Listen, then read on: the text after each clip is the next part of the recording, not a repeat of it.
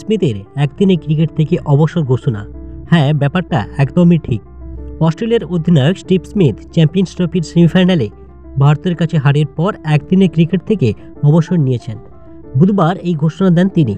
মঙ্গলবার ভারতের বিরুদ্ধে ম্যাচটি ছিল তার শেষ একদিনের ম্যাচ। ৩৫ বছর বয়সী স্মিথ ১৭০টি একদিনের ম্যাচ খেলে ৪৩.২৮ করে ৫,৮০০ রান করেছেন, যেখানে স্ট্রাইক রেট ৮৬.৯৬। তার নামের পাশে রয়েছে ১২টি শতরান ও ৩৫টি অর্ধশতরান।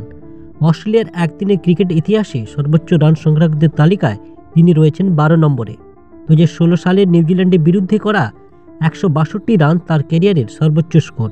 এছাড়া লেগ স্পিনার হিসেবে অভিষেক হওয়ায় তিনি ২৮টি উইকেটও শিকার করেছেন। ক্রিকেট অস্ট্রেলিয়া জানিয়েছে, সেমিফাইনালের হারের পরই স্মিথ সতীর্থদের অবসরের সিদ্ধান্ত জানান, তবে তিনি টেস্ট ও টি-20 ক্রিকেট খেলা চালিয়ে যাবেন। স্মিথ বলেন, দারুণ সময় কাটিয়েছি, অনেক দুর্দান্ত মুহূর্ত ও স্মৃতি রয়েছে। ২০১৫ ও ২০২৩ বিশ্বকাপ জয় আমার ক্যারিয়ারের অন্যতম সেরা অর্জন। তিনি জানান, ২০২৭ বিশ্বকাপের প্রস্তুতির জন্য নতুনদের জায়গা করে দেওয়ার এটাই সেরা সময়। আপাতত তার লক্ষ্য টেস্ট ক্রিকেট। বিশ্ব টেস্ট চ্যাম্পিয়নশিপ ফাইনাল সহ ওয়েস্ট ইন্ডিজ ও ইংল্যান্ডের বিরুদ্ধে সিরিজের জন্য মুখিয়ে আছেন তিনি। স্মিথ ৬৪টি একদিনের ম্যাচে অস্ট্রেলিয়ার অধিনায়কত্ব করেছেন, যেখানে ৩২টি ম্যাচ জিতেছেন। নির্বাচক প্রধান জর্জ বেইলি তার সিদ্ধান্তকে সমর্থন জানিয়েছেন।